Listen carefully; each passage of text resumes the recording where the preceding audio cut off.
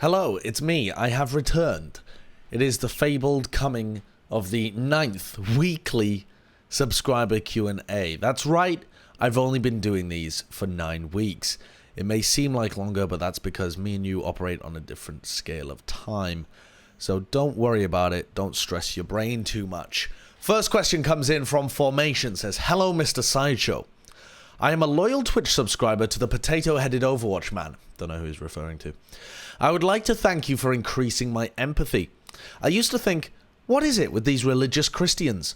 Why would they base their entire belief system around waiting for the off chance that their Messiah will one day return, despite countless millennia since his last reported appearance?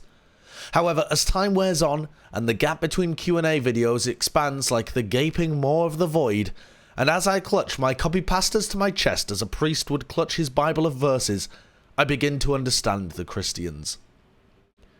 It's not so much a question, really, as a statement, is it? I haven't really started off on the right foot. I don't understand the analogy either. MorphyAU asks, which ex-players or players post-retirement could you see becoming good casters or analysts in OWL in the future? Currently, we only have casters or analysts from other esports like Monty, yourself, Bren, etc. In traditional sports, it's very common to see ex-players transition into commentary or punditry or analysis. Reinforce seems to be the only current ex-pro Overwatch player in the Overwatch League team. Do you see this being the future of Overwatch, and who do you think would be a good coach or analyst or journalist?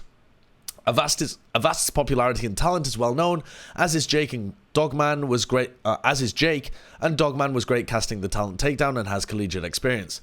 If you see this as an area of where players will transition into post-retirement, who do you think we should look out for, and who's likely to stay around in Overwatch after they retire? Now, all of the people that you mentioned, right, to start out with. I mean, Avast was a TF2 player, and then he did some TF2 casting. I've casted with Avast in TF2 before, and then he went into being a pro Overwatch player, and now he's a pro Overwatch caster. I think it's inevitable that Avast will move up in the world. Avast is just too good and has too much experience. The guy's very, very talented. I see him as Overwatch League ready already. And frankly, I'm looking forward to working with him in the future because I feel like it's inevitable. Jake as well. I cannot see a world in which Jake doesn't move into casting or being on the desk or something within the next few years, honestly, because his player career doesn't look like it has much further to peak. The team that he's on isn't improving too much, but probably isn't going to let go of him. Like, if you're the Houston Outlaws, why would you let go of Jake?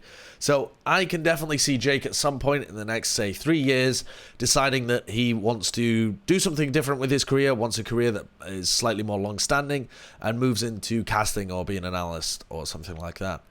For Dogman, I actually do see more potential growth for him as a player, because he understands the kind of trash talk entertainment WWE aspect of it, and he's also really improved this year, and he's one of the few really good US flex supports. He's probably the best US flex support at the moment over Sleepy and Raucous, and that is a strange sentence to be saying. You wouldn't have thought that at the beginning of this year, but he's got a great mind for improving and fixating on something that he wants to get better at, and his journey to become a player has already been fantastic so far. If Dogman did plateau in his career and wanted to move into something else, yeah, I think that he would also be great on the analyst desk. I think he's best suited to the desk, somewhere where he can give spicy or hot takes, or, you know, be that kind of like little shit talker, little shit eating grin on the desk as he provokes other people. I can definitely see that. Who else didn't you mention? The other big people that you haven't mentioned, I think, are perhaps some coaches that might transition into being analysts or whatever in the analysts or casters in the future. There's a bunch of coaches that could do the job pretty well, I think. And the only thing that's really stopping a lot of them is that they're already having success as coaches, and coaches tend to have much longer careers than players do, because you tend to drop off as a player much faster than you drop off as a coach, if you ever do drop off as a coach. But I won't mention specific names on the coaches because there's a bunch of people that we could go into. But that's something where League of Legends and CSGO and this kind of stuff, they have a lot of experience bringing coaches onto the analyst desk in particular. The other big person to point out as well is Custer. I think Custer would be fantastic in a casting or analyst desk kind of scenario. He is easily the most media trained player that we currently have in the league, apart from maybe Jake. Jake and Custer by far. If you have some kind of interview opportunity with ABC or NBC News or something like that, and you're thinking to yourself, who do I send? It's Jake or it's Custer, in my opinion. If I was making those decisions, those would be the two that I would send, because they're very well spoken. They are intelligent enough to understand when someone's asking them a leading question and to be able to get out of it. They're fair and not prone to rash turns of phrase or decision making. Custer seems like he would be excellent in that kind of role. Now, Custer's career actually has, I don't want to say plateaued in the same way that Jake's has, because Custer, I think, is an integral part of the LA Valiant, and I think that he's doing a great job. Do I see too much further to go for Custer? Not really, but Custer seems like the kind of person that could stay in that role for the LA Valiant for a long time, as long as he's able to keep up his mechanics to the point where he can keep up with the rest of the league. But because he's got that leadership role model figure for his team, and he's also a caller for them, he's very valuable. I would say more valuable than Jake is for the Houston Outlaws, if we're going to draw comparisons. And I think Custer, if he wanted to, would be able to stick around at least for the next 3 years and still have success, as long as he was willing to grind the game. Now, Custer is, I think, the oldest out of the players that we've mentioned as well, so it's possible that he'll move away from playing and into some kind of other role earlier than other people, but I think those 4 players that you mentioned, Avast, Jake, Dogman, Custer, are the first wave of people that I would expect personally to go into talent and stuff like that, or coaching as well, sure, but I think coaching kind of misses the great communication and camera skills that these guys have as well. babyblu says, are there any owl-worthy contenders players from the bottom half of the standings right now in any region? And she put in brackets, I like Carter. So there you go, Carter. Yes, there are definitely owl-worthy contenders players from the bottom half of the standings in their regions. Fusion University is a very interesting story. I think that this tale of Fusion University dominating North America, winning an extra spot for North America in the gauntlet, then moving to Korea and bombing out, essentially. I mean, they didn't bomb out, but they were in third to last place, I think. They managed to make it into playoffs, but they went out in the first round of playoffs 3-0 to be fair to the eventual finalists, to the eventual champions, but not a successful move for the Fusion University, and one that perhaps they would regret. Maybe not, because I think a lot of these people will be picked up for Overwatch League anyway, so it won't make too much difference to them whether or not they had success in contenders.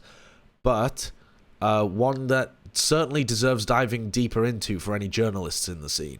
This is a true story of perhaps a little bit of hubris, Icarus flying too close to the sun, the classic, the gap is closing between NA teams, even though this has 4 Korean players on it anyway. Anyway, I'm getting away from myself, but that is to say that there was Fusion University in the bottom half of the Korean contenders. There was also GC Busan Wave in the bottom half of the Korean contenders. Angry Titans this season were in the bottom half of European contenders.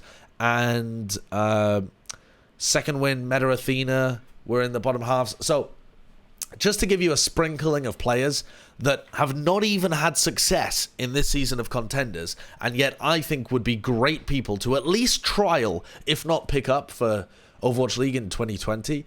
And to be fair, actually, I haven't checked the ages on all of these people. In fact, I really should check the ages on these people just to make sure that I'm not chatting total shit, because some of them might be under 18. All right, well, it's a good job I checked, isn't it? Because the first one that I was going to mention is Naced, who plays for Fusion University, who I think is a fantastic player. I think if you're going for a flex DPS player in 2020, there's a few people to keep your eye on, but one of them is Naced. You've got Sparkle, Naced, Glister, who are you? These are names that should be known for any fan that is a fan of a team that is looking for a flex DPS player. These are the people you would want to look at. Now, having said that, Naist is 16 years old, and his birthday is January the 20th, 2003.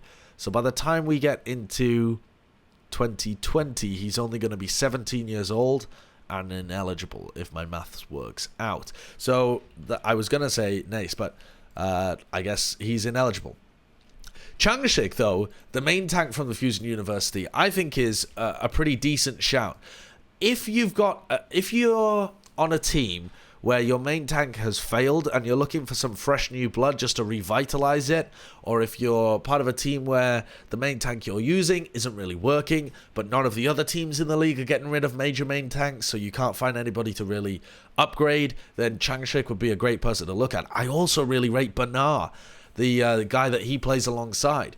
And this might be a little bit of bias from me because I've watched them for so long, but this tank line does look like, if you put it in the Overwatch League, it would be able to do work. And Banar has played on a bunch of different teams and has a fair amount of versatility as well. So he's somebody that I would be looking at.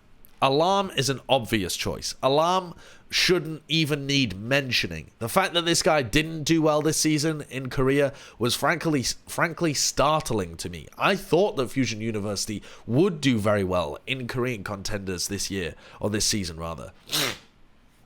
And one of the reasons for that is because they've got Alarm, who's outrageously good at the flex support role. He's 18 now. He turned 18 in July. This guy's going to pound. I don't see any world in which he isn't in Overwatch League for 2020. Now, the next player that I was going to recommend is Edison, but he's... Okay, so Edison is currently 17 years old, but his birthday's in November. So by the time we get to 2020, he will be 18 and he will be eligible to play. I see a huge amount of potential in Edison. Huge amount of potential. I think this guy is going to do bits in the league next season. You put him in a strong team and you support him and you work with him with a coach, this boy is going to do work.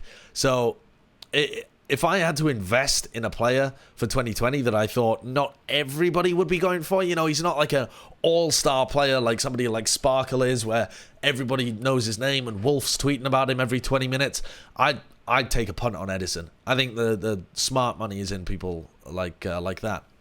To get away, well, actually, I say to get away from Korean players, but another one that I'm going to mention is Who Are You? But let me check his date of birth. I think he's eligible next season, isn't he? Yeah, he's 18 already. Wow, that guy's got a baby face. I would not have known that he was 18 already. Yeah, apparently he turned 18 in August. I thought he was younger than that. So yeah, he plays currently for Sky Foxes, which is why I was going to make the transition away from Korean contenders, but obviously, Who Are You? Now, Who Are You comes with his own set of challenges, potentially. He's been shifted from team to team. Let me just see how many teams this guy's been on, because it seems like a lot to me. He was on Lunatic High, and then, did he really go straight to Fusion University? I don't believe it. Did he really? He went straight from Lunatic High to Fusion Uni? I thought there was another team in between then. But then, he got benched from Lunatic High famously in Apex Season 3 after winning Apex Season 2 for, what was it, like discipline issues, basically. But the guy was incredibly young. He was 16 at the time, so, you know, people do mature a lot in their late teen years, so it's reasonable to suspect he might be a bit more mature. Then he went to Fusion University, and he was traded kind of away, or like for Naced from Meta Athena. I think they marketed it as something like a temporary swap, maybe just so that Fusion Uni could hold on to the contract of Who Are You to sell him for this year. I don't know what the fuck was going on behind the scenes. Again, maybe something for journalists to dig into. But it seems like with him also moving over to Sky Foxes, that perhaps this guy does have some issues that might still need to be ironed out. But if you're willing to deal with that and you think that you can harvest something out of Who Are You, then he seems like a decent pickup. Is he going to be that much better than everybody else, like his name value would suggest? No. He's probably going to be pretty overrated coming into the league because he's such a legendary player, but he's still going to be pretty good. I still think he's a very good player. I just don't think that he's going to be the immediate best player in the world, which I'm sure a bunch of fans of Apex will expect. The other person that I wanted to mention from the Angry Titans is Kevster.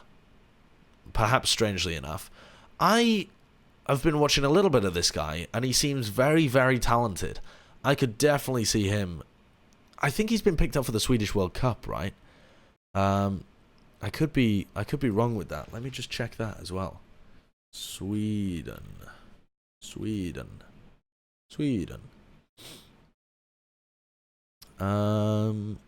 How do I tell? Have they even announced? Where is it? Yes, no, he hasn't. It's still a rat and Urki. Yeah. But I can see potential in Kev. Not for joining Overwatch League immediately, but he seems pretty talented. I think that he's got potential.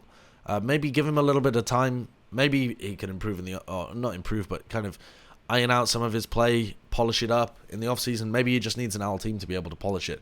He seems pretty talented, though. But that's my one punt into EU.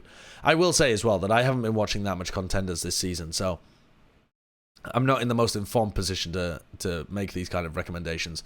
But I have been keeping up with Korean contenders much more than the other scenes, which is perhaps why I know of the more talented players in that region. Turbobrick says, how did you end up with a Morris Minor? Do you have any interest in cars, or was it just something you thought was cool? It's not actually my Morris Minor, it's my parents' Morris Minor. My dad used to work as a mechanic when he was younger, probably when he was from the age of 17 to the age of, well, probably whenever he went to university. I think he stopped when he went to university, but maybe he was working as a part-time job then as well, I'm not sure. But for a number of years, my dad is excellent with cars, can take an engine to pieces, can put an engine back together, can fix anything inside a car if it doesn't require specialist equipment. So my mum decided it was a beautiful car, and my dad wanted a project to work on, and so they decided to buy this Morris Minor and fix it up. I think they only bought it for a couple of grand and then fixed it up, and I think it's worth something like 6, but my dad's put an outrageous amount of man hours into it and many years. So it's more so that they have the interest in cars, particularly classic cars. My mum used to drive a 2CV back when they were first married, which is a quirky little, not quite a classic, but it's definitely a quirky car. And yeah, I think it's incredibly cool. I really enjoy the look of classic cars as well. The Beetle, the Morris Minor, the original Minis, these kind of cars, to me, there's something very cute about the small European or British cars from that kind of era. And everybody loves it. Whenever I drive around in it, people are all over it all the time. Formation says, you can erase everyone's memory and replace it at will. Well, that is certainly a superpower. You can now choose a new username, gamertag, or gamer ID instead of Sideshow. That's not what I would do with that superpower, but okay. What name do you pick? And he said as well, I can't just choose the same name. I'll tell you what, I'll start with a bit of a tangent.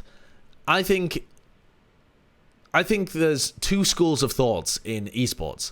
There's the Richard Lewis school of thought, which is, Richard Lewis has said multiple times, he believes that because he does high-impact journalist work that relies on people trusting his reputation, right? Like, he reports that some scumbag hasn't paid somebody else in the industry, or there's some conflict of interest going on, or whatever. He normally does these big breaking stories, right, with a lot of gravitas behind them. If he published that and his name was Ass Goblin, then nobody would take him seriously. And there is much more weight to using your real name with those kind of reports, because people can attach it to a human being. They know that you're not hiding behind an alias or something like that. You're not somebody anonymous. They're a person that they can track down and hold accountable if this is false, and judge to be reputable if it's true. There's the other school of thought for, like, Monte Cristo, where he's said multiple times that one of the things that he loves most about esports is that we all have unique nicknames. We all have unique monikers, aliases, handles. And it means that you don't have the sports scenario. We're now transitioning more away from journalism and towards the broadcast side of it. you don't have a sports scenario where there's 4 Wilkinsons on the football pitch all at once, and you have to differentiate them all. And you've got Wilkinson written on your back, but that doesn't really tell you who the player is. If you hear "Who are you?" or "Alarm" or "Changshik" or "Ryu Hong" or whatever. Actually, Ryu Hong's a weird one because that is his actual name, but nobody else uses the name, so you get this weird scenario where it kind of doubles back on itself, and if you use your real name, then it is unique. But the point is that by using unique handles, you create this scenario where you always know who you're talking about, and it means that you can very quickly narrow down to that person. You don't have to say Christopher, and you guys are wondering whether I'm talking about Monte Cristo, Christopher Michaels, or whether I'm talking about Puckett, Christopher Puckett. Or countless other Christophers and Joshes and Matts and Jonathans that might exist in the world. So I think if I was going to start over again with esports, though, I would probably pick my name. I would just go by Josh Wilkinson. When I look at the desk at the moment, we have Puckett, whose name is Christopher Puckett, so it just feels more like not really a nickname. Like, a lot of people do go by their last name, so that just seems super reasonable. Doesn't even seem very esportsy. So just Puckett. Then we have Zoe. So her actual name is Salome, but she goes by Zoe. So, yeah. And then Bren. Actual name Brennan, but goes by Bren. Everyone calls them that. And then me, Sideshow. That's a weird 4th one. Whenever Malik goes by Malik. Whenever they kind of go down the row, I'm at the end like Josh, aka Sideshow. Like, I've got some kind of like fucking mad superpower that I'm the only one with a with a superhero name. It's weird. It's pretty strange. So, but if I was going to choose again, and the other thing as well is my Twitter. Sideshow Gaming is a terrible handle, but I had to pick some kind of suffix or prefix because the name Sideshow is always taken on everything. For my Twitch channel, it used to be called _Sideshow, which is even worse than Sideshow Gaming. I use Sideshow 1994 in a lot of places as well. Hate that. I've never found a great thing to put on the end of Sideshow, but because I went with gaming a bunch of times, now I'm just kind of stuck with it. So I actually would like to erase everyone's memory and replace my name. But what would I go with? I think if I was genuinely going to go with the spirit of the question and choose a new gamer tag, a new handle to go by, I would use something from my name. I would make it sound not a word, but like something where... What I loved about Anders and Semler is that Anders, it was actually his name, and Semler sounds like someone's surname. So I genuinely thought for a while that they were just called Anders and Semler. But when you have other people like Sadokist or Thorin or DDK or Sideshow or, whatever the hell, these are either weird acronyms or words that exist elsewhere that clearly are not normal human names. So it sounds odd. It sounds jarring. I think Anders was ahead of the game. So what would I pick? I would probably pick something that currently would sound really weird, but after you just repeat it a bunch of times, it would just sound like that had just always been my nickname or what people called me. Probably something like Wilkes or something like that. Like Wilks, as if that was actually my surname. Like, I know a lot of people who have the surname Wilkes, Wilkes, I think it might be pronounced in some places as well. I might just change my gamertag to something like that, if I could erase everybody's memory. Now, if I was ever going to move away from Sideshow now, though, because I can't erase everyone's memory, I would just go by Josh. I would just be Josh Wilkinson in everything. But that's annoying to do. Uberchain says, when is the Bad American Bread Review series starting? We wanted to start it months ago. We actually recorded 3 episodes months ago. But we worked with Alt, the company that does the Paris content and the company that does the clothing and stuff, and the audio was fucked up. And we haven't been able to arrange a time to re-record because we work Wednesday through Sunday, and then Monday and Tuesday we do side content, stuff like plat chat, foreheads, or sometimes stream, or we sometimes have to go in for extra work. Like this Monday, we have to go in for some extra recording for the Overwatch League, or I have to do a voiceover or something. And it takes up a whole day because we want to crack out a bunch of different episodes. Hopefully, in the off-season is when these bread review series will actually start. And hopefully it will still be funny despite the fact that we've delayed it for like fucking 10, not quite 10 months, that's a lie. But have delayed it for maybe 3 months. Maybe 4, actually, by the time we get around to it.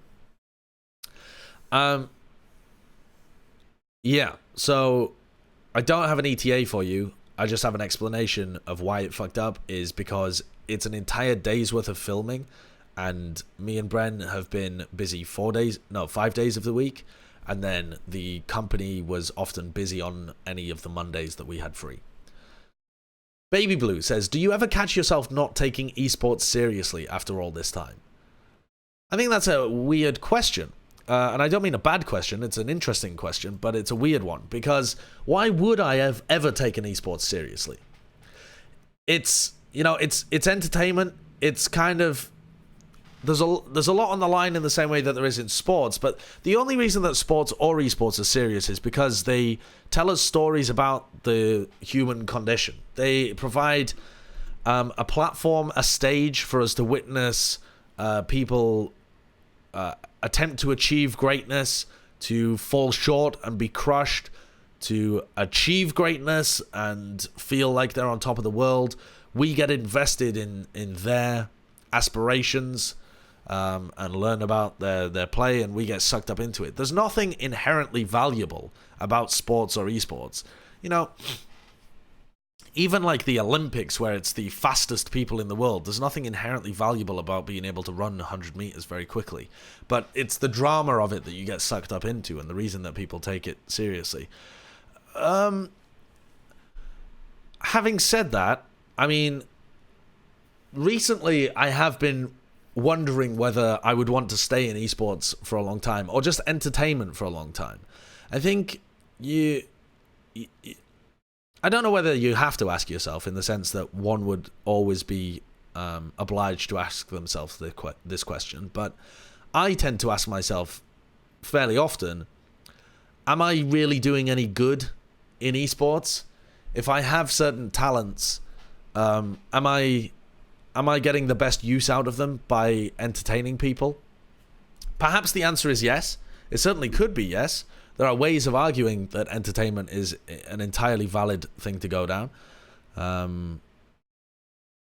You know, the jobs that people normally ascribe value to, something like, I'm going to use being a doctor because that's what I was training for a while.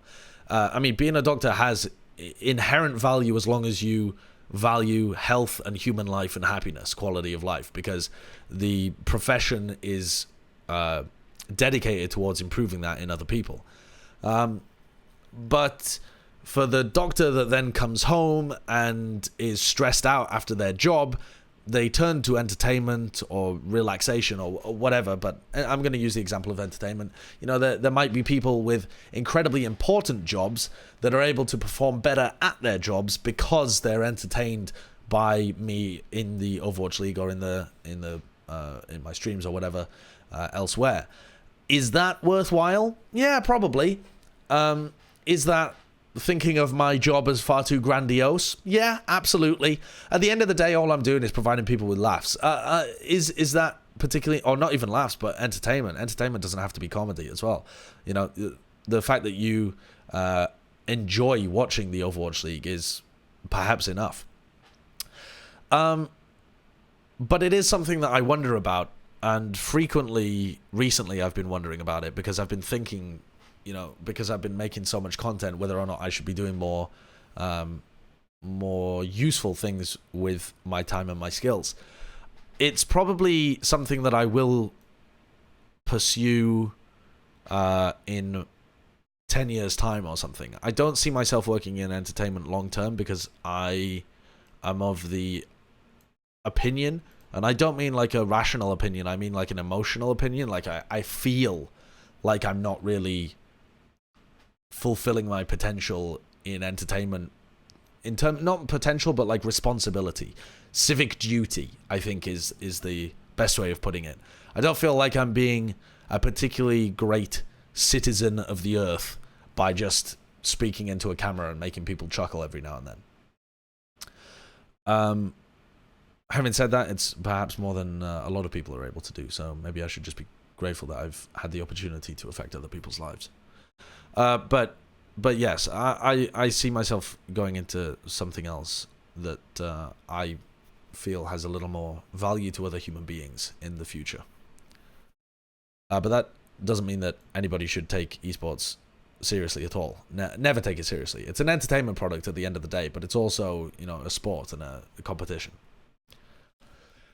Some guy says, what toys did Kid Sideshow have? Did you unintentionally line the carpet with Lego landmines?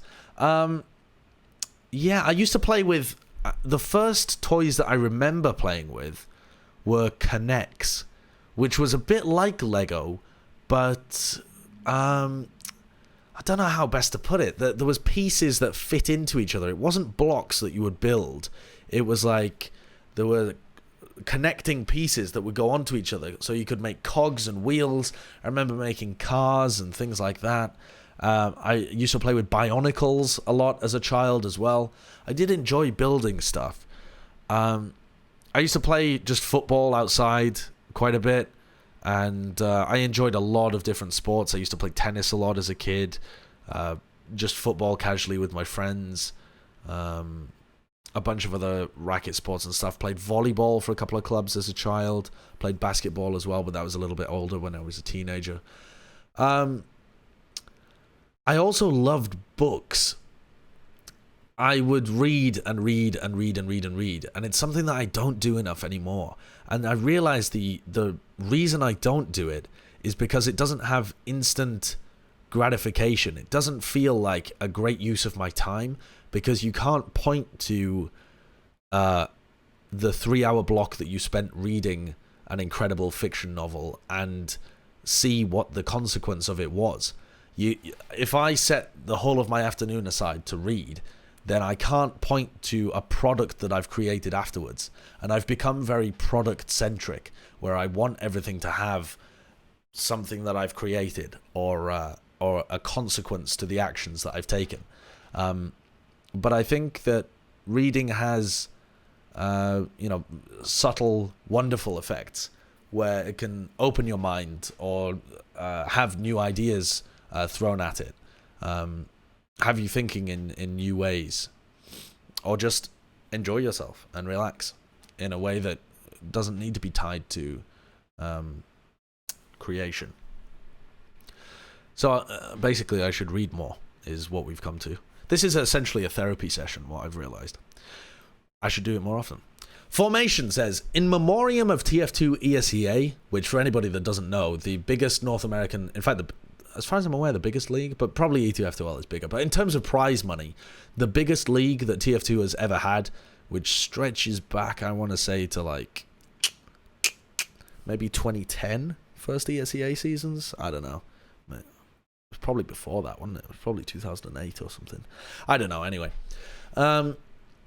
The biggest league closed for TF2 in North America.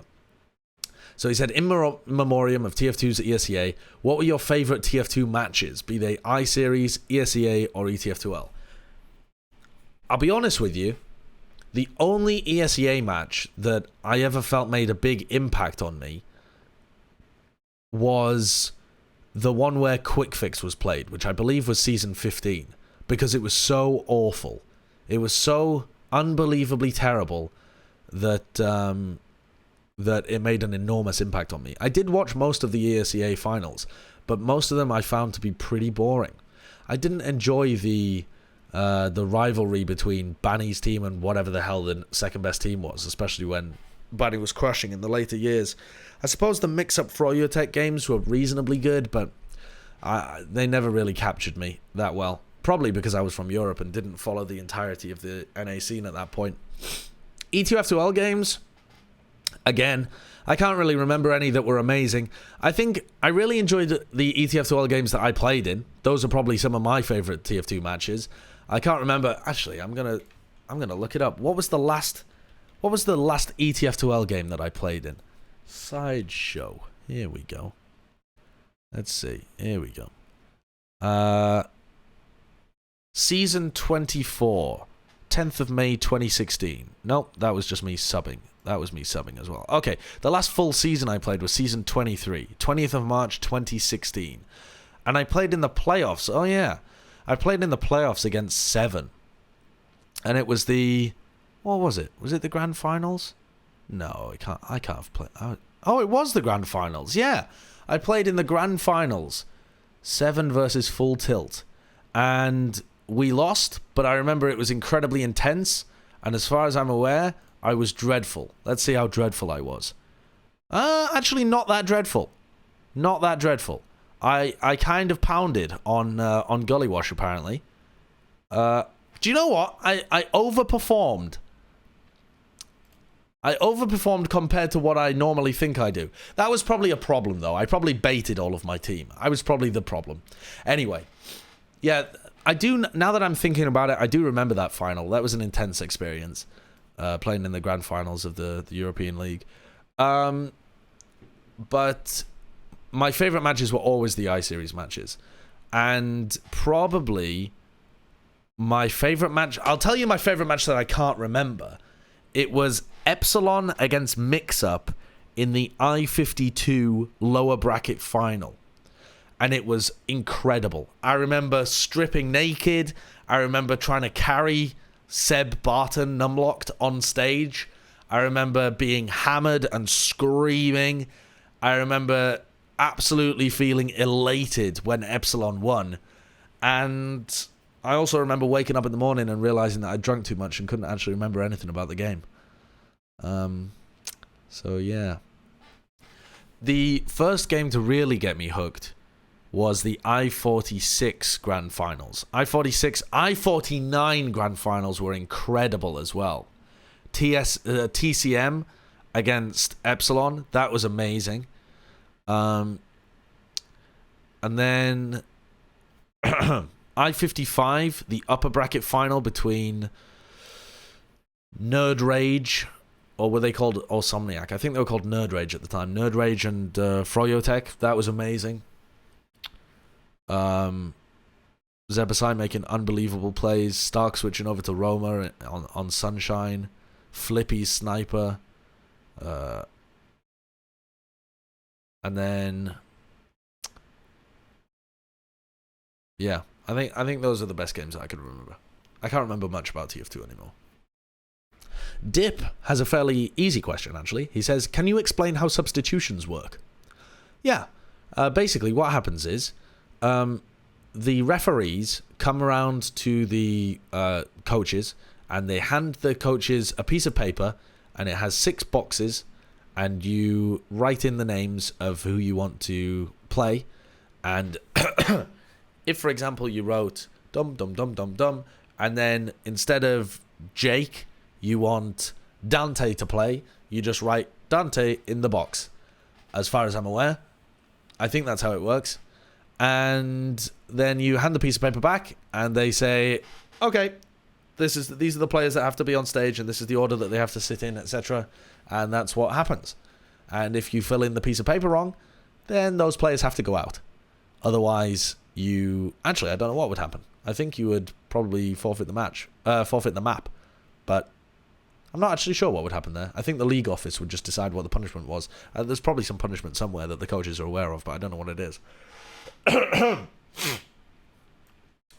Goombakicker says, do you reckon Team UK can make a deep run if their star players like Kib and Boombox play peak performance? Or is Fusions too much of a GOAT's one trick? I don't think Fusions is a GOAT's one trick. I think he's actually been pretty reasonable. I think it's interesting that Fusions was picked over Numlocked. I think Numlocked would have been a very good pick as well. I think one of the reasons that Fusions is picked is just because they had a lot of success last year and they all really enjoyed playing with each other. And if your team enjoys playing with each other, then it's much easier to give feedback. If you need to give someone really critical feedback, like, you fucked up there, that was terrible, don't do that again, you can give feedback to your friends way easier than you can give feedback to somebody you don't have that close connection to. So there is an argument to be made for this kind of, what some people call cronyism. It does, there are reasons why you would want everybody to be friends on a roster. I do think that Team UK can make a reasonably deep run. I think if Boombox plays really well, if Kib steps up, he hasn't had much game time this season, but Kib's a pretty good player, and if I think it's KSP is the other player that's playing as well, right? I don't see them going as far as they did last season. I think last season was a bit of a miracle run for them, but I'm believing much more than I was in Team UK. I had no faith in Team UK. Now I've got a bit of faith in Team UK. I think their DPS is where they're a little weak. But if they can... And honestly, their tank line is mediocre compared to a bunch of other teams too. But I think that they can do all right because they have a very good attitude when it comes to the World Cup. Weagle says, looking at the Florida Mayhem right now, it's Gargoyle and Sayaplayer who are doing the best on the team. But since their roster is full, how do you expect them to sign new players? Do you think they'll decide on a starting 6 and keep only those and try new players in their place? Or are they going to just ignore all chances of getting better and stick with the mediocre starters, not giving Rain, Karayan, or DPI game time? Sorry, I'm really sniffly. I think the Florida Mayhem are in a really bad position at the moment, which might sound weird because they had their only winning stage. They went 4-3 in stage 4. That's better than the Paris Eternal were able to do all year long. They had the same stage record as the Chengdu Hunters in stage 4. There's reason to think that this roster could be fairly decent. The problem is, they made these changes so late in the season that they haven't really been able to test anything. They tested one meta and they did all right. They looked pretty good. They went 4-3. Gargoyle did look good, like you said. Sayaplayer did look good. We always knew that Sayaplayer was a good player. But they have no more matches until next season to test things. And since they made changes so late and signed people and spent a lot of money so late in 2019 to try and turn their season around and save their reputation, they are probably going to be stuck in a scenario where they want to test out this roster in 2020. I would be surprised if the Florida Mayhem make big changes in this offseason, because that's a lot of money when this roster might work out. But I don't think this roster will work out particularly well. I think you need to have a very clear set plan that's been a long time in the making and really thoroughly tested out. I think this is a similar scenario to Dallas Fuel last year, where they made changes throughout the season and slowly started getting better, and only in stage 4 did they start to look a little bit better, but actually when they came into 2020 it was a shit fest. It was awful, and things fell apart because they hadn't been rigorously tested, because they made their changes late in the season when they didn't have time to test them properly, and so they waited the entire offseason without making essentially any improvements and then had to adapt during the season again. The best way of making a good roster, from all the evidence that's in front of us, is to make your changes in the offseason, really thoroughly test, vet, and trial, and come into the beginning of the season with a good roster that you're confident with. The teams that adapt throughout the season very, very rarely find success. It's basically only the Valiant that's ever been able to pull this off, and they've managed to pull it off twice, which is very impressive. I think that Florida are in a similar situation this year to Houston, where Houston will, if I had to guess, I would imagine Houston are going to feel like their problems this year were caused by the problems with their owning company and the fact that they didn't have money and investment and moves that they could make. And they didn't feel like they were supported very well because they were being sold by Optic. And I think that will give them a false confidence heading into this offseason that they'll do fine in 2020 once they have that level of support. I think both Houston and Florida, and maybe even the Justice, need to still consider making moves to shore up holes in their roster, fix problems that had been plaguing them all season long that were just kind of band-aided in Stage 4, and really try and come into 2020 with a solid plan that was very much different to the plan they came into 2019 with, because the plan in 2019 failed. babyblu says, if a universally loved and historically celebrated player has their playstyle analysed in a way that they disagree with by the desk, not even necessarily negatively, just once, should they feel bad and make a big deal about it on Twitter, effectively activating their significantly larger fanbase against the analyst? Does being cringy matter? If it does, okay, so this is clearly about the Surefour incident, right? But in a larger context. So just taking the Surefour incident as an example and branching it out, like which parties acted incorrectly and how should you act in those scenarios, I think is basically the question. What's more deserving of a weird champ here? Criticizing someone and being proven wrong, or calling out criticism against you publicly and sincerely? I think... Oh, and the follow-up from her is, to clarify, I feel like I've been on both sides of this equation and lost social capital as a result every time. So this is a genuine question. What should be done by either side? How do you even respond? Should you at all? Basically, here's the way that I think about it. It's a player's job to play the game and be as good as they possibly can at playing the game. It's the job of the desk and journalists and people around the scene and casters to praise players when they're doing well, criticize players when they have things that they need to improve or when they're playing badly, and describe the style of the player and describe the history and legend of the player, some kind of myth building, right? So you need to build a narrative.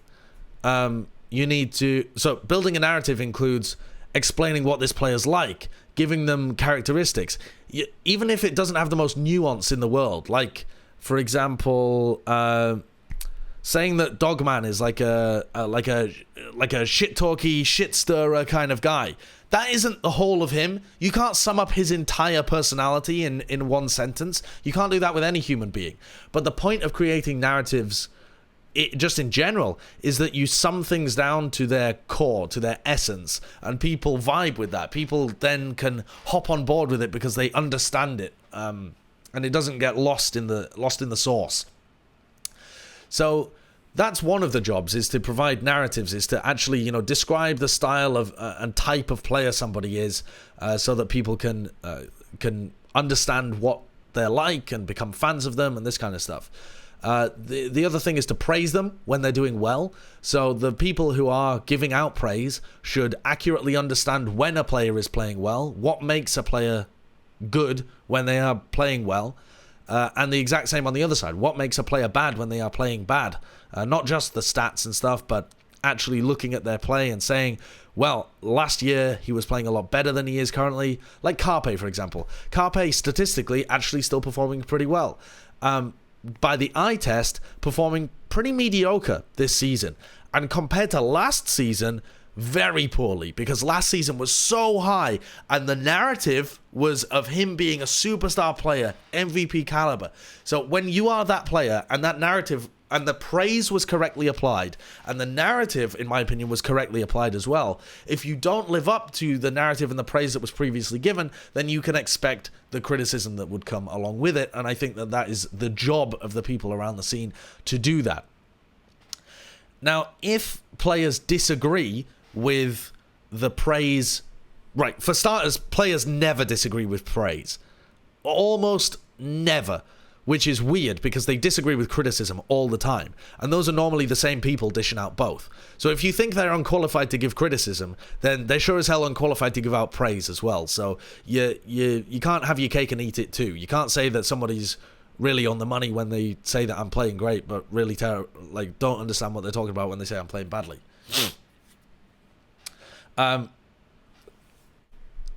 But if you disagree with those assessments as a player, I think you're totally entitled to call people out. I would even actively want players to call people out. The issue is in the way that people call them out, I think, because whining about it or being passive aggressive about it doesn't actually help. And if you're a player, say I'm Sideshow and I play TF2 and the casters all say that I'm dog shit, but I know that my job within the team is that I am the caller for the team. I'm actually using an example from my fucking past as to how I would defend my tragic play. To be fair, I was terrible. I didn't go at casters for saying that I was bad, because I was bad. But if I really believed that I was good, here's the argument that I would give. You guys are calling me bad, but I think I'm good because I shot call for my team, I built this team, and it relies on me. I'm the glue that holds it together, and I create space for other people to do their job, right?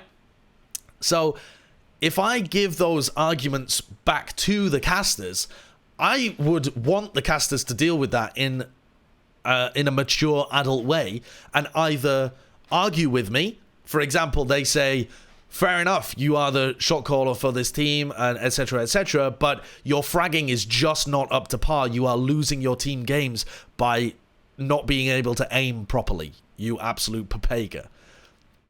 Which is a fair criticism again. And you can keep having these arguments back and forth, and you can have two different viewpoints, perfectly fine. Or one side might persuade the other side. The player might say, I'm a shot caller, I'm the glue that holds this team together, I'm in fact microing my DPS partner. And the casters might say, oh, actually, I never knew that. Wow, that adds so much extra benefit to you. That changes the way that I think about the narrative and how I value you as a player. But if instead I, as Sideshow, heard the casters say, oh, I'm really, Sideshow played really terribly this game, he's just a feeder, and I was on Twitter going, they don't know what they're talking about, but I don't offer any information myself, then the problem of the casters saying wrong things never gets solved, because you're not giving them the information they need to be able to say the right things. And that, I feel, is where across the board in every esport, the problem is an information gap, is that the players, because they are in their own world, know certain things. They know who the callers are and who the leadership figures are and who communicates a lot and who coordinates certain plays and who plays really well in scrims but doesn't play really well on stage. They know all of this information, this behind-the-scenes information. Which teams' coaches are doing really well compared to which teams' players are doing really well. They know all of this shit. We don't know any of this shit because we aren't involved in scrims. We aren't inside the team listening to all of those discussions. So this information gap means that we have to fill in the blanks when we're giving out praise or dishing out criticism and creating narratives. But the players see that information gap, and sometimes we jump to the wrong conclusion, or we don't have enough information to get to the right conclusion, but it doesn't get provided to us. And figuring out what information is missing is actually quite difficult even for the players. And it's not the player's job to teach the casters. But if you have an issue, if you have a specific issue with certain casters, then providing information or at least constructive criticism as to why you think they're wrong, literally just a reason as to why they're wrong, will go a long way to improving it, which I think is the correct thing. But at the fundamental core of this issue, I think analysts are allowed to call casters bad. Players are allowed to call analysts bad. Perfectly fine. As long as it doesn't descend into immature whining on Twitter and childish behavior, then there's nothing wrong with that at all. So to tie it back to the example, I wasn't bothered at all that Surefour called me out for saying that he was a passive player. I believe that he does play a passive style of Hanzo, and I think he went on a vast stream afterwards and said that he actually takes issue with the fact that we think of Decay as the carry of that team rather than Surefour. You know, we think of Surefour as more of the enabler or the person that's always hyper consistent, and it's Decay that has the responsibility to do the flashy shit. I also think that seems like a reasonable model of the way of describing their team, but Surefour probably knows things about the way that his team is run that makes him think and believe, and perhaps he's correct, that he is the carry of that team. I don't have issue with any of that. Astrolonim, and that, by the way, is why I didn't tweet about it at all. When Surefour tweeted about it, I didn't counter-tweet him. Wasn't being petty about it. I've only brought it up months later so that the situation is entirely diffused and it doesn't bring up anything else, just to respond rationally to the situation. I wasn't bothered by it. Bren just tweeted about it because that's Bren.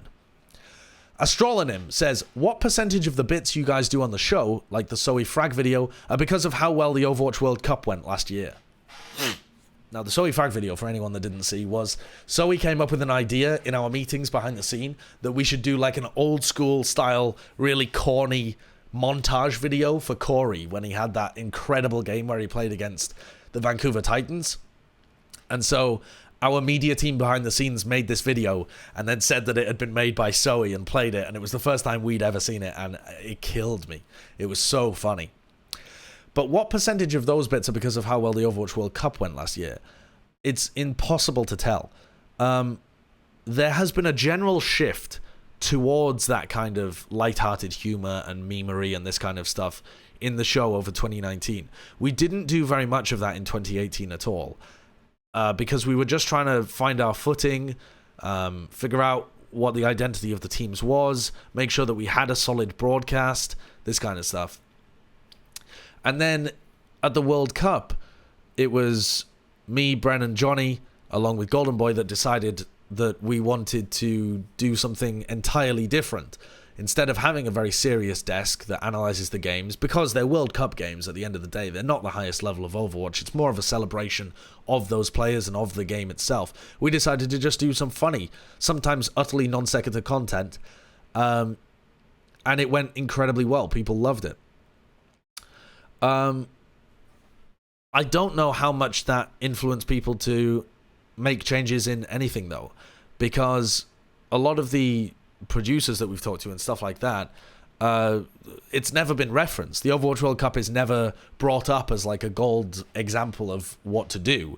That was something that lived in its own environment and was super cool, and we can pull pieces from it, like the bits ideas, but it's never directly referenced as any kind of source material. So it's impossible to tell, but I like to think that it was a case study at the very least in the Overwatch viewers wanting more funny content, just entertainment, especially for games that don't matter as much.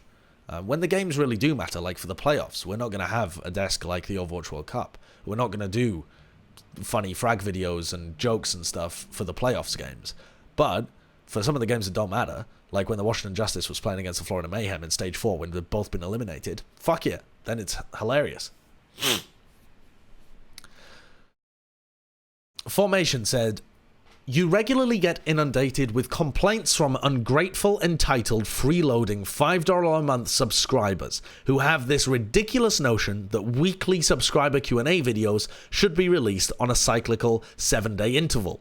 But what response do you have to your forlorn weeaboo viewers whose indecently unsheathed katanas you have left drooping, unfulfilled after several months of not finishing Sekiro? Sideshow dies significantly more than twice. The response I would have to those forlorn weeaboo viewers is that I was trying to complete this goddamn Sekiro race with Bren for weeks and weeks and weeks and weeks and weeks. But what was he playing? I think he was playing like RuneScape or something. And then he was playing WoW. It was when WoW Classic was first announced and he got infected with the WoW bug, so he was playing on private servers, and then he started playing Classic WoW as well, and we just never finished Sekiro. We're on the final boss, but now whenever I bring it up to Bren, he always says, let's just start at the beginning again.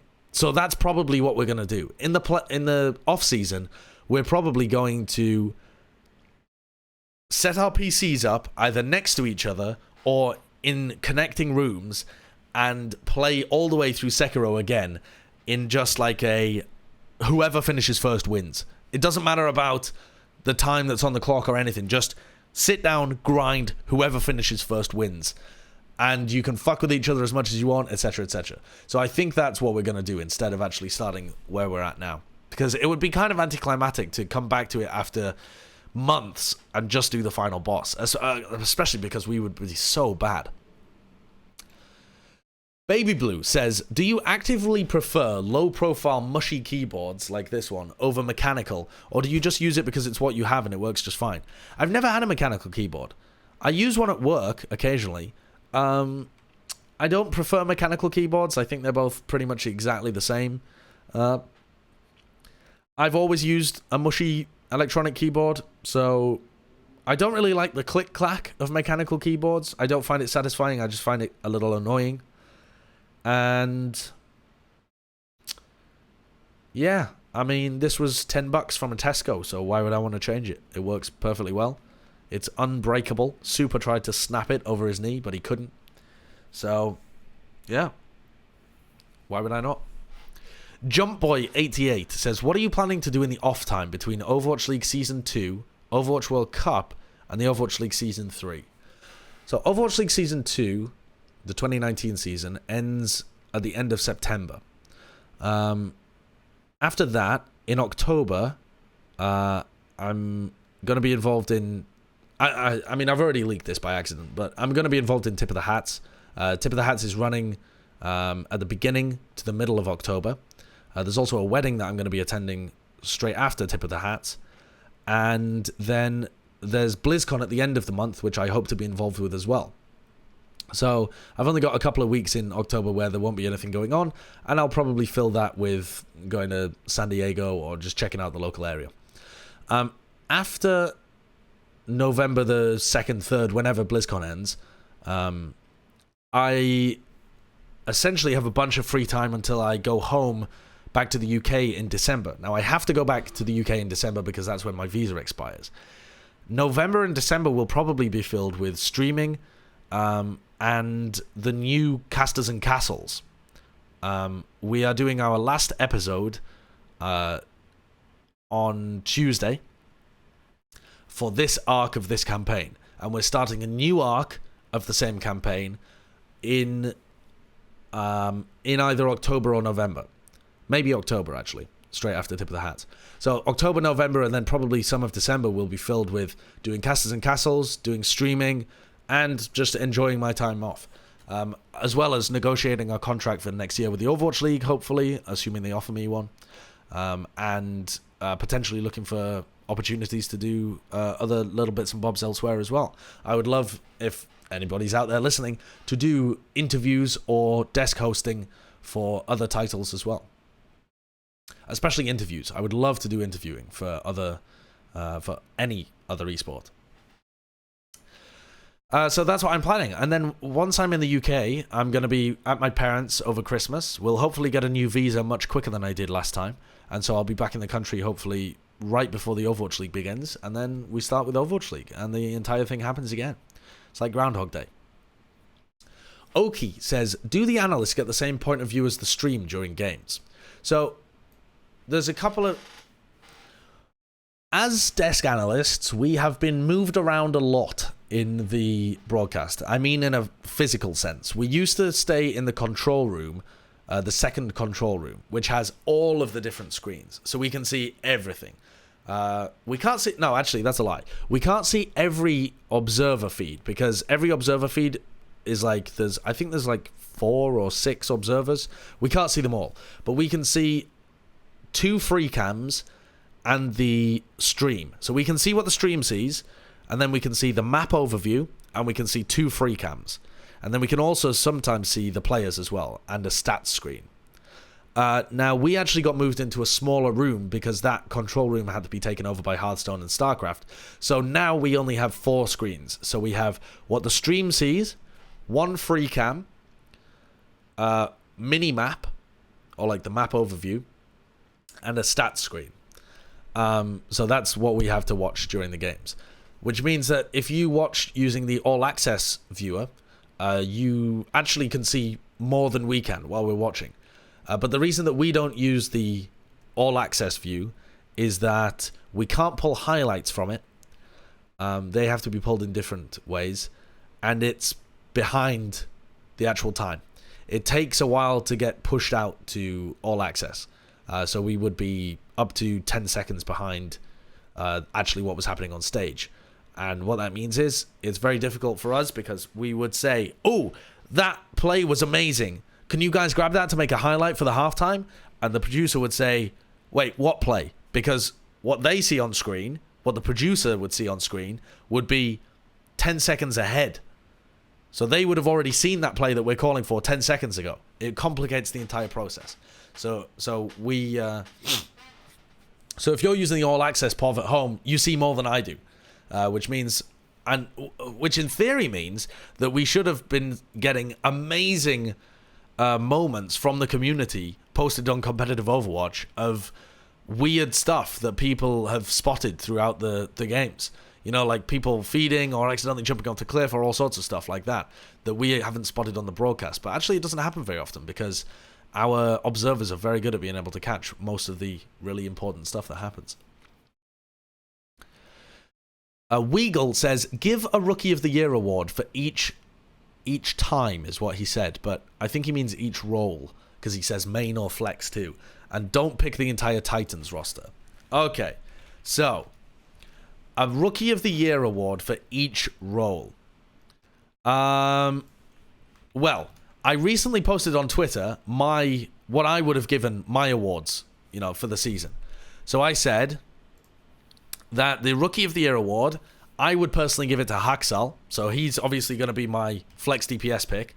So I've got Haxal on flex DPS. My runners-up would be Nero, Urster, Gushui, and Decay. So Gushui is obviously my tank. So I've got Gushui. As for who I would pick in the other DPS though, Nero, Urster, and Decay, I think I would go with Urster. Nero's another very good shout, but because he only turned 18 halfway through, I mean, isn't that kind of the point of the Rookie of the Year award though? Hard to say. Urster is the only player of that list that it wasn't his first eligible season. He could have been picked up last year. Maybe I should... No, I'm going to give it to Urster because he was incredible on the Brigitte this year, and he was incredible on the Hanzo and the Mei later on. Urster's been phenomenal, so I think I've got to give it to him. So those are my two DPS picks, Haxal and Urster.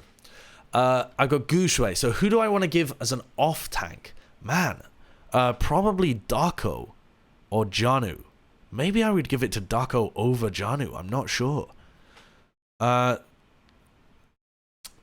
Darko didn't really play that much in Stage 4, so perhaps not. I mean, who else is there that would qualify for this kind of thing?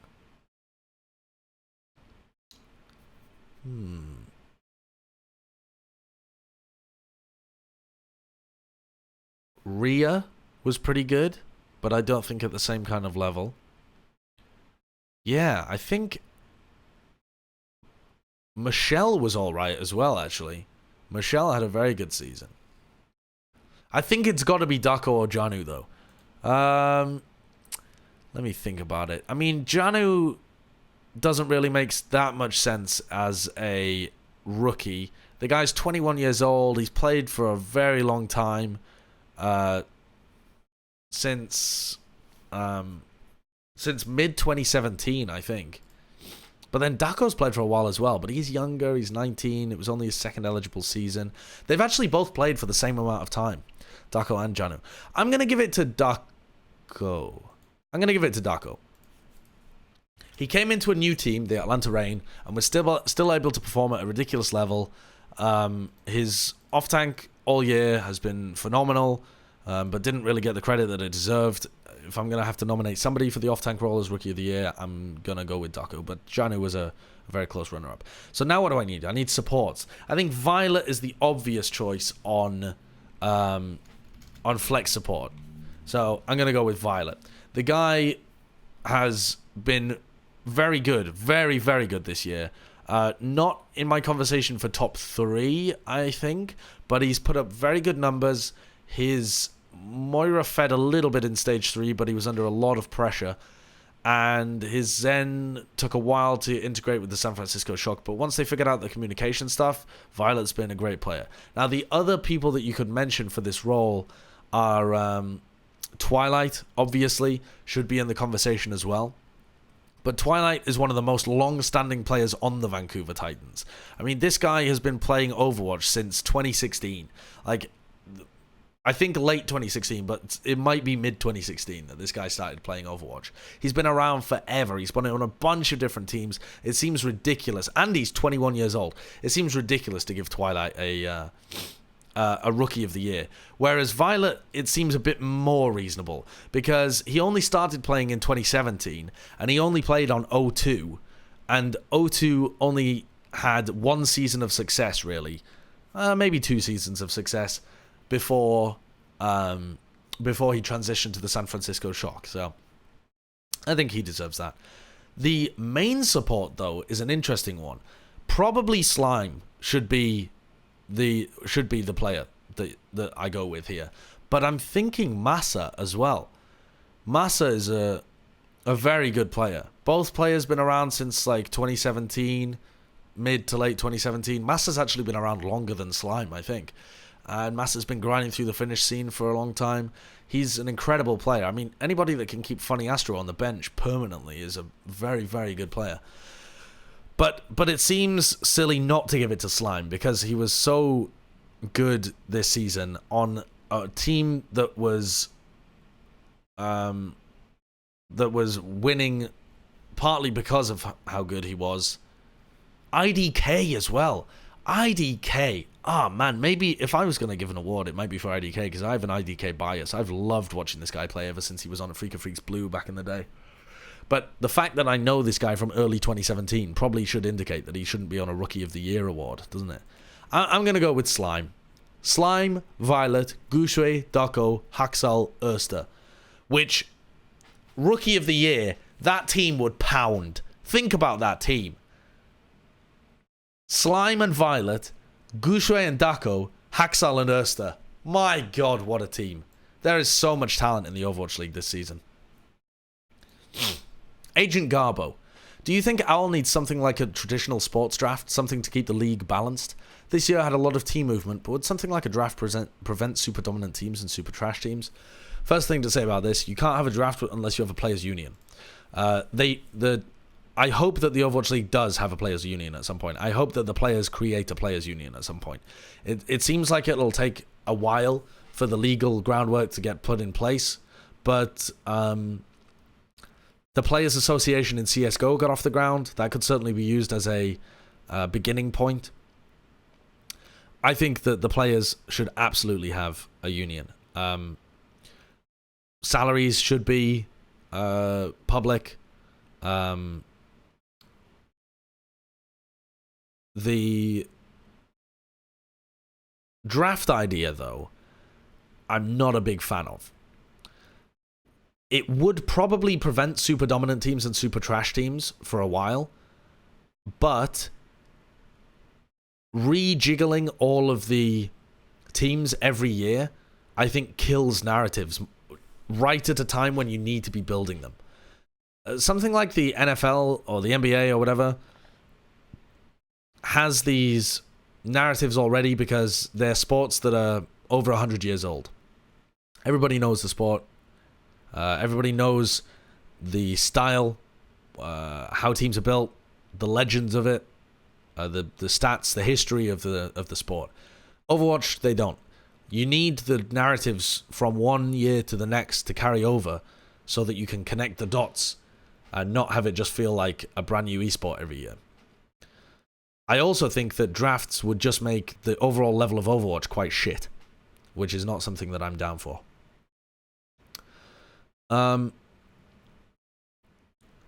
Having said that, I think it would be really fun, and I think the viewers would find it very entertaining.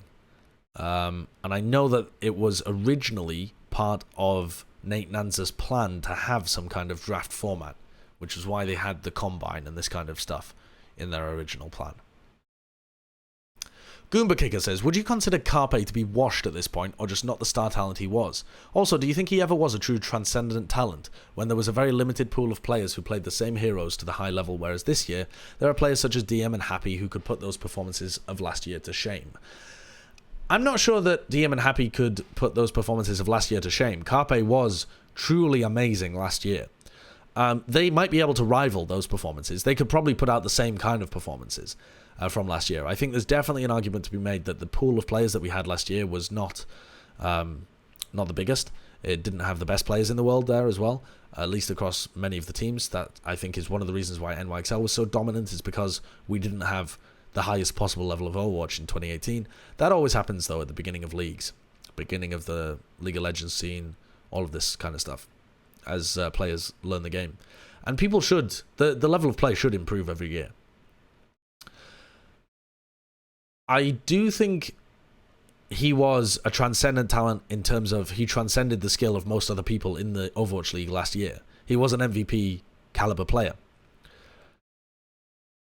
But the amount of those kind of players has certainly improved in 2019, or certainly increased in 2019, I should say. There are many more excellent players in 2019. To the point where a player like Carpe, even though I would say he's performing worse than he did in 2018, but even if he did perform like he did in 2019, he wouldn't stand out as much. We wouldn't be talking about Carpe as even the best if he performed like he did last year. He would just be one of that group of the best. So the bar has been raised this year, as well as I believe Carpe has gone down a little bit. But I think Carpe's lowered performance is more of a lowered motivation thing more than anything. We've heard rumors about him not wanting to play with Fraggy. The team of Philadelphia Fusion just looks like they aren't that motivated to play. They didn't have the same success early on in the season. They didn't look like they enjoyed the GOATS meta at all. This was a team, I think, that was ground down. Their mental state was ground down to a pulp this year. I think Carpe is going to perform a lot better in 2020 than he did in 2019. I don't think he's washed up. I think he's going to be on a different team. I think he's going to command a high salary, and I think he's going to perform very well. But perhaps not as well as a guy like DM or Happy. babyblu, the final question, says, now that you've had a chance to review VODs for the playoff meta, and we've had 3 DPS, and Sombra goats, and Orisa May goats, Orisa May Reaper goats, which isn't really goats. I think it's really stupid that people call that goats. Since we last asked you this, can you rank your favorite metas again? I'm not going to go through them all, but I will go through the new ones. The triple DPS meta that babyblu is referring to is what we had at the end of Stage 3, which wasn't really a triple DPS meta. It was, if you're really good at goats like the Hangzhou Spark, you can play goats. If your backline is incredible, if Adora and Bebe and IDK are on fire, then you can shut down the Sombra, you can shut down those DPS players. Then you had Shock playing Batiste goats as a counter to that. Then you had the Shanghai Dragons playing triple DPS, but sometimes swapping Youngjin over to the Roadhog or the Brigitte. I loved that. It may be my favorite meta of all time, the Stage 3 meta from this year, and I wish it had continued. The reason I loved it so much was the same reason that I loved Apex Season 2. Every team had a different style. Every team had a different take on the meta.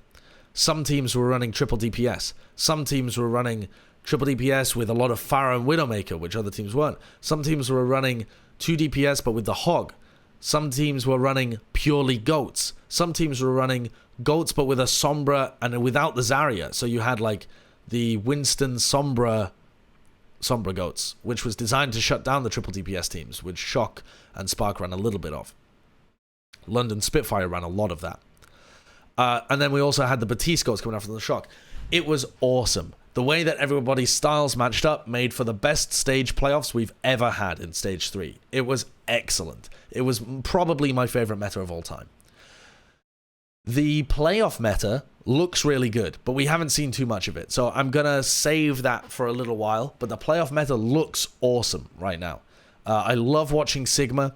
I think Orisa has a lot of ways that it can combine in really awesome, fun ways with not fire strikes, with with punches, with rocket barrages, with gravitic fluxes, with a bunch of different stuff.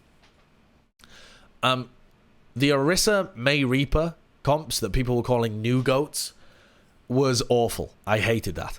I absolutely hated that. One of my least favorite metas of all time. I am so glad that we got away from that. I didn't even like the ice pick meta. I thought that was pretty trash as well. Stage 4 meta, didn't like it. Sombra goats, didn't really like that either. It was worse than normal goats and absolutely worse than the stage 3 meta. But the stage 3 meta may be my favorite of all time, with the Apex Season 2 meta just underneath it, and the playoff meta could be somewhere in that top 3. So that's the end of my subscriber Q&A. Now that I'm not working as much, I'm not going to be as burnt out, so I can actually do these on a much more regular schedule. I have, however, said that many times, and I've let you down many times, and so I will try not to make promises that I can't keep. If you want to ask questions, though, that will appear in this subscriber Q&A, then you can sub to my Twitch stream at twitch.tv/sideshow and use the Discord invite link, which will be in the description, or you can also find that in my Twitch chat as well by typing !Discord, and it will automatically recognize that you are a Twitch sub if you've linked your Twitch and Discord accounts together. That will then grant you access to a special subs-only channel and sub-questions channel, and the sub-questions channel is where I gather these questions from whenever I do the videos. Thank you very much for listening and enduring, even if you've just been skipping around to the questions that you enjoyed. And I'll see you next time in probably 2032.